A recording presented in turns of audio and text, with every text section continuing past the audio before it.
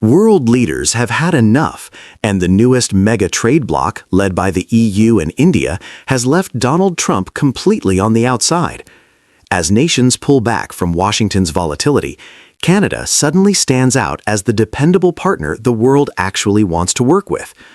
In a moment when alliances are being rebuilt from scratch, Ottawa is becoming a stabilizing force, while Trump pushes the United States into deeper isolation. This isn't a symbolic snub. It's a realignment of global power, where reliability matters more than rhetoric, and where middle powers like Canada are being pulled to the front of the room, because great powers can no longer be trusted to hold it together. What's playing out now is not a diplomatic disagreement. It is a structural shift in who the world sees as credible.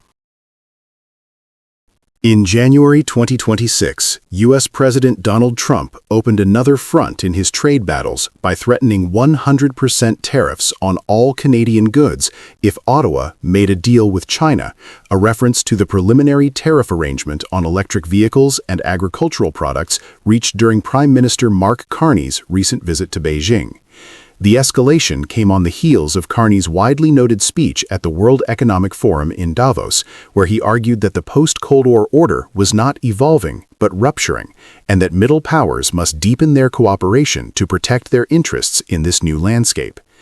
Tensions rose further when Trump publicly referred to Carney as the Governor of Canada, revoked an invitation for Ottawa to join his U.S.-led Board of Peace, and floated a new 50% tariff on Canadian aircraft imports linked to aviation certification disputes.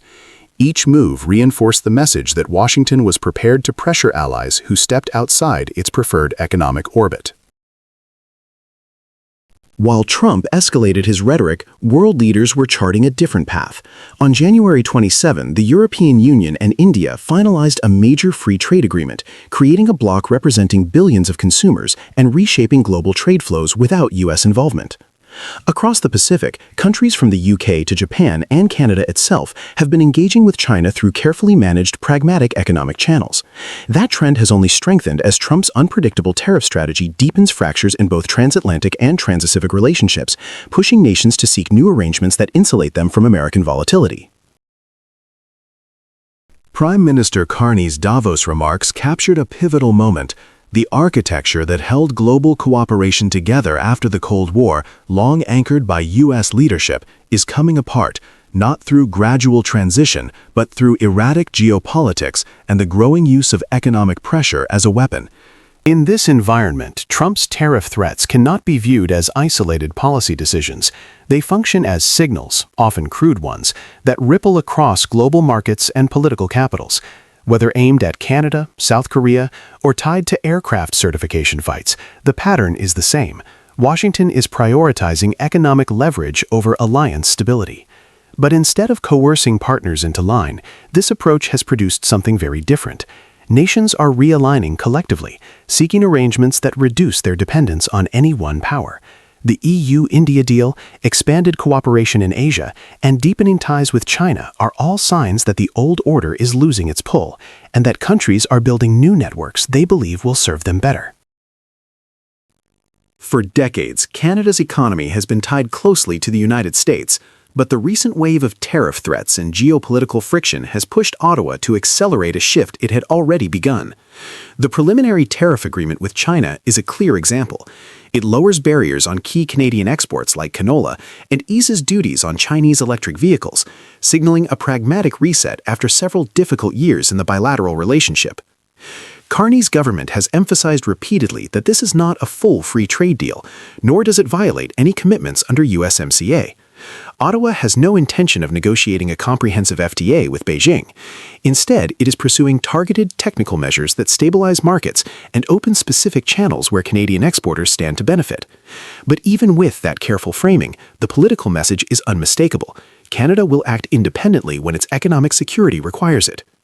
What Carney is proposing isn't a break from the United States, it's a recalibration.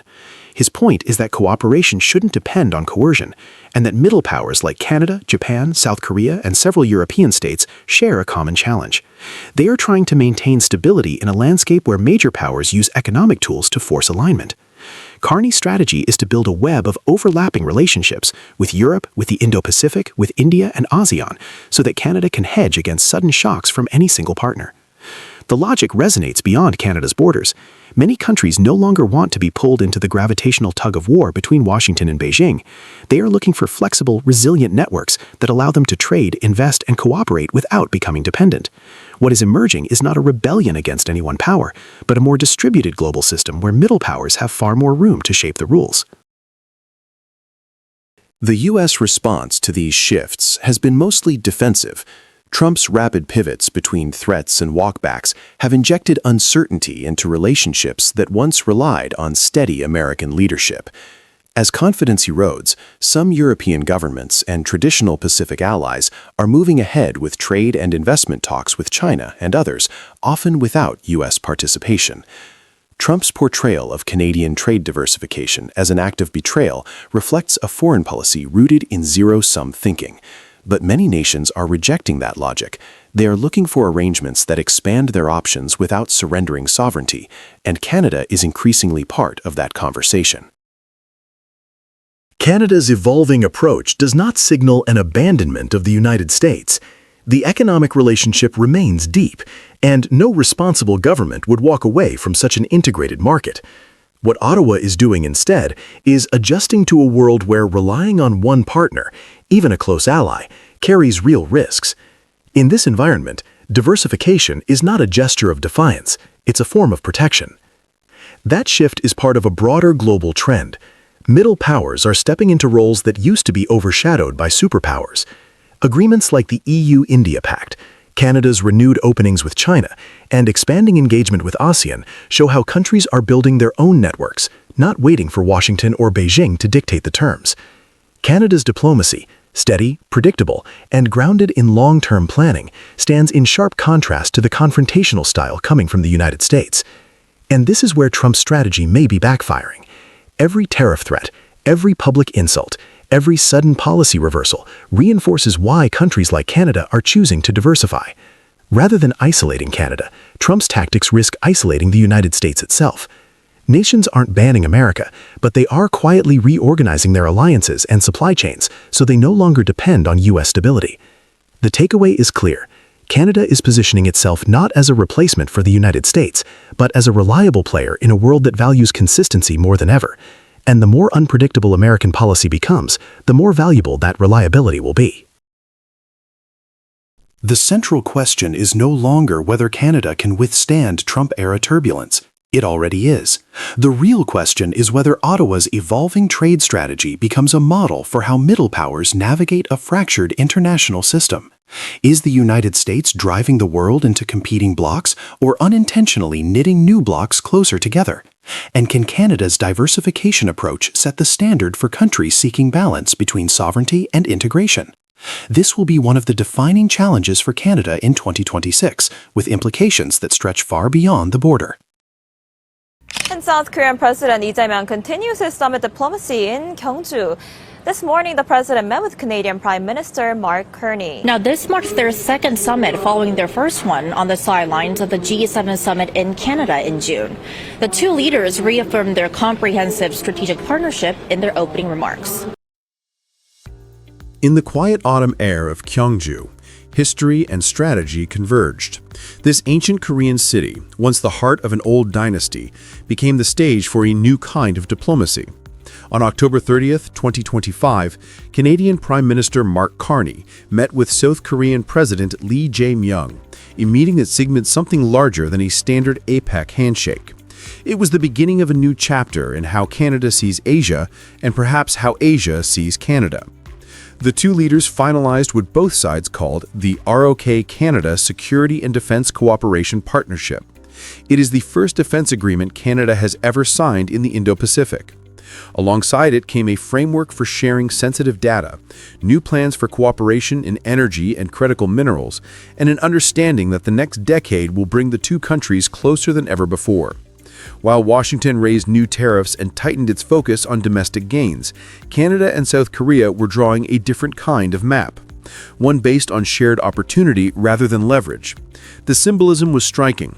Gyeongju became the meeting point of two nations that have quietly decided to chart their own course amid the turbulence of global protectionism. So as world leaders prepared for the APEC summit the following day, one question rose above the rest. Was this meeting just a diplomatic courtesy or the beginning of a new balance of power across the Pacific? For Canada, this moment had been building for months. The last time Carney and Lee met was at the G7 summit in Canada back in June 2025. That meeting laid the groundwork for a partnership that would stretch beyond trade and into the realm of national security and technology. 10 years after the Canada-Korea Free Trade Agreement first came into force, the relationship was evolving from a traditional exchange of goods to a deeper form of cooperation built on strategic trust. Carney's visit to Korea came at a time when Ottawa's foreign policy was being rewritten in real time. Canada had spent much of the year responding to new U.S. tariffs, shifting trade priorities, and a reshoring wave that drained investment from Ontario and Quebec. The government's response was clear: diversify, protect domestic industries, and expand partnerships with Asia's advanced economies. In that sense, South Korea represented the ideal partner. Seoul has become one of the world's most dynamic defense producers, sometimes called the new arsenal of democracy. Its firms like Hanwha Ocean and Hyundai Heavy Industries have built global reputations for reliability and speed. Earlier this year, Korean companies proposed a joint venture worth between 20 and 24 billion US dollars to help Canada build new submarines, alongside an offer to provide artillery systems and support for domestic manufacturing. These were not simple commercial offers. They were signs that both nations recognized each other's strategic value. For South Korea, Canada's technology base and access to critical minerals were key to building long-term resilience. For Canada, Korea's industrial capacity and defense know-how offered a realistic path toward independence from U.S. procurement. What began as a set of defense talks had turned into something more ambitious, an economic and industrial partnership aimed at weathering the global storm together. The Gyeongju meeting did more than strengthen bilateral ties. It revealed how mid-sized powers like Canada and South Korea are beginning to reshape the regional balance. Both countries are navigating between two competing giants, the United States and China, each pulling the region in different directions. In this environment, cooperation between Ottawa and Seoul carries weight far beyond national borders. From a strategic viewpoint, Carney's approach signals that Canada no longer wants to be seen as merely a North American appendage. By partnering with an Asian democracy that combines technological strength and geopolitical influence, Canada positions itself as an independent actor in the Indo-Pacific, one capable of bridging Western institutions with Asia's innovation networks. The benefits for both sides are clear. Canada gains access to proven defense technologies, shipbuilding expertise, and a foothold in Asia's high-growth manufacturing ecosystem. South Korea gains a reliable G7 partner with vast energy and mineral reserves, a gateway into North America, and an ally that shares its democratic and industrial values. Together, the two nations can coordinate investments in clean energy, rare earth processing, and next-generation production methods that neither could achieve alone. But the timing of this partnership carries special meaning. As Washington's tariff policies ripple through global markets, even America's allies are feeling the consequences. From higher input costs to unstable supply chains, both Canada and South Korea have watched export-oriented industries struggle with uncertainty, particularly in steel, autos, and electronics. By tightening their cooperation, Ottawa and Seoul are creating a safety valve, linking two advanced, mid-sized economies that can trade, co-invest, and share technology without the constant risk of tariff retaliation or sudden policy shocks. In other words, this partnership is more than a diplomatic alignment. It is an act of economic self-defense. By pooling strengths, both countries are building an insurance policy against an unpredictable global system. The broader regional message is unmistakable. As many G7 members talk about engaging Asia, Canada has quietly done it. And for South Korea, already at the center of APEC's energy and technology discussions, this new alliance underscores its rise as a hub between Western capital and Asian innovation. At Jeongju, the blueprint for a new Pacific architecture took shape, one designed not by superpowers, but by countries determined to thrive between them.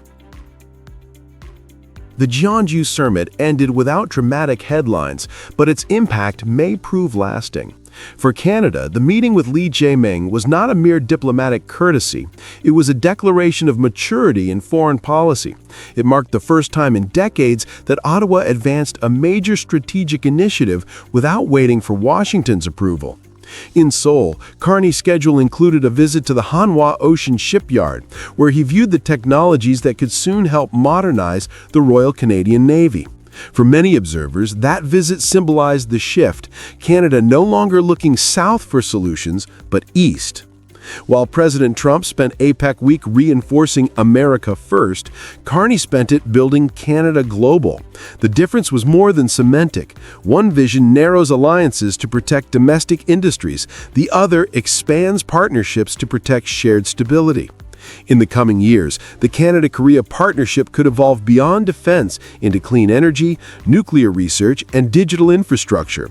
Both nations see opportunity in aligning their industrial policies and leveraging their strengths, one rich in resources, the other rich in technology. Together, they could form the kind of resilient supply chain network that many countries have been seeking since the pandemic and the subsequent wave of tariff wars. Looking ahead, APEC 2025 may be remembered as the moment Canada found its footing in Asia. The meeting in Jeonju proved that middle powers can still shape outcomes in a world dominated by giants. It showed that resilience is not built by isolation, but by collaboration among equals. In the end, Canada's pivot to Asia is not a rejection of its past alliances, but an assertion of independence. As the lights dimmed over Jeonju's conference halls, one fact stood clear. In a world of trade tension and shifting alliances, Canada has chosen to stand on its own terms and to walk its own path across the Pacific.